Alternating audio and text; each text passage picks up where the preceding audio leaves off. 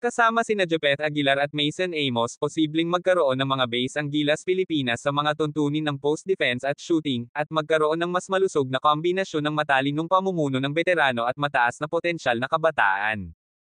Kung bago ka pa lang po sa aking channel, baka pwede naman po pakipindot subscribe button pati na rin po notification bell para po palagi ka updated sa susunod ko video. Maraming salamat po. Benny Boatwright naturalization process para sa Gilas ay magsisimula na sa Senado.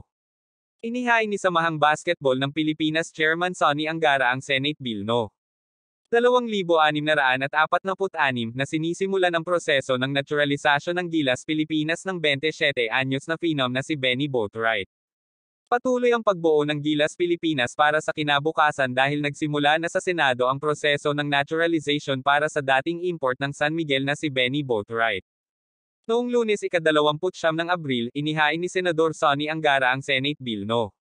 2646 para sa naturalisasyon ng 27 taong gulang na forward, na binanggit na ang Boatwright ay niyakap ang pagmamahal at suporta ng mga Pilipino at nagpahayag ng matinding kagustuhang magpatuloy sa paglalaro para sa Pilipinas. Idinagdag ni Angara din ang Samahang Basketball ng Pilipinas SBP Chairman, na ang naturalisasyon ng Boatwright ay magiging napakapakinabang sa basketball ng Pilipinas habang patuloy nating pinapabuti ang ating katayuan sa mundo.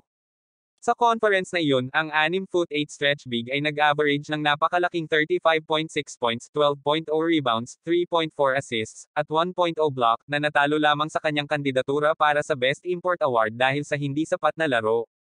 Nauna nang tinanong tungkol sa kanyang mga saloobin sa paglalaro para sa Gilas, sinabi ni Boatwright na ang potensyal na pakikipagsosyo ay isang no-brainer. Ang national team head coach na si Tim Cone na nagnanais na maiwasan ang isang malaking kakulangan sa tao kung sakaling magkaroon ng pinsala o iba pang pagliban, ay kinuha ang mapagkakatiwalaang veterano ng Hinebra na si Jopet Aguilar at ang batang sharpshooter na si Mason Amos sa kasalukuyang Gilas Reserve Pool, ayon sa paglabas ng Samahang Basketball ng Pilipinas noong Martes 2 ng Abril. Kami ay nasa sabik na sina Mason at Jopet ay pumayag na maging aming mga kahalili sa Gilas, sabi ni Cone.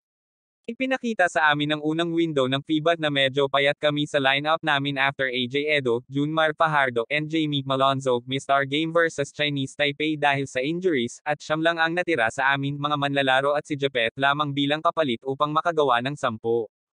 Kasama sina Aguilar at Amos, inaasahang magkakaroon ng mga base ang Gilas sa mga tuntunin ng post-defense at shooting, at magkaroon ng mas malusog na kombinasyon ng matalinong veteranong pamumuno at mataas na potensyal na kabataan. Huwag mo kalimutan mag-like and subscribe sa aking channel. Maraming salamat po.